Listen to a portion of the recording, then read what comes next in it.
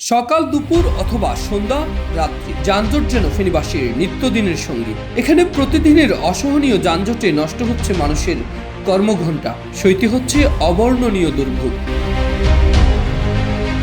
দেখা যাবে পৌর শহরের প্রধান প্রধান সড়কের অধিকাংশ জায়গা দখল করে আছে সিএনজি চালিত অটোরিকশা কিংবা প্যাডেল চালিত রিকশা। আছে ফুটপাত দখলের কারণে সড়কে বিশৃঙ্খলা। কোনো নিয়ম নাই, নীতি নাই, পৌরসভার কোনো তদারকি নাই। এই যে টাং রোডে বড় মসজিদ থেকে মডেল থানা পর্যন্ত যে হকারেরা সব সময় মানে সকাল থেকে রাত 12টা পর্যন্ত হকারেরা এখানে থাকে।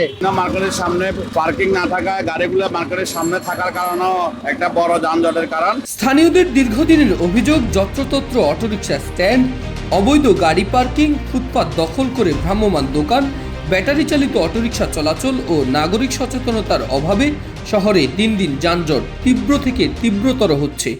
বান্ডেল থাকলে প্রতি সেনমানিতে টাকা বাঁচবে। বিকাশ সেনমানি বান্ডেল কিনে জিতুন প্রতি লেনদেনে। পৌরসভার অনুমোদিত রিক্সা ছাড়াও অনেকগুলা অসংখ্য টমটম, সিএনজি এবং অটোরিকশা যেগুলো মোটর চালিত, এগুলাই মূলত এই যানজটের সৃষ্টি করে।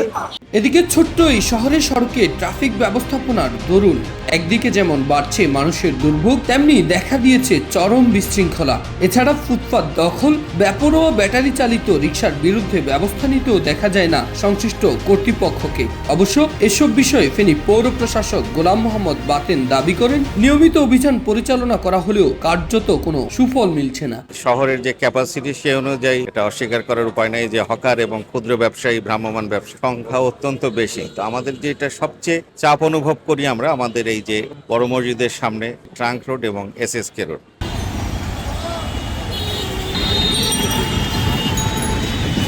ফেনীতে বেশিরভাগ ভবনেরই নেই পার্কিং ব্যবস্থা, তাই যত্রতত্রভাবে পার্কিং এর কারণে বাড়ছে যানজট। অন্যদিকে চাঁদাবাজরা নিয়মিত বসাচ্ছে অবৈধ হকার, তাই ভোগান্তির চরম পর্যায়ে রয়েছে পৌরবাসী। বরাবরই এ ব্যাপারে অদৃশ্য কারণে নীরব ভূমিকায় দেখা গেছে পৌর প্রশাসন এবং জেলা প্রশাসনকেও।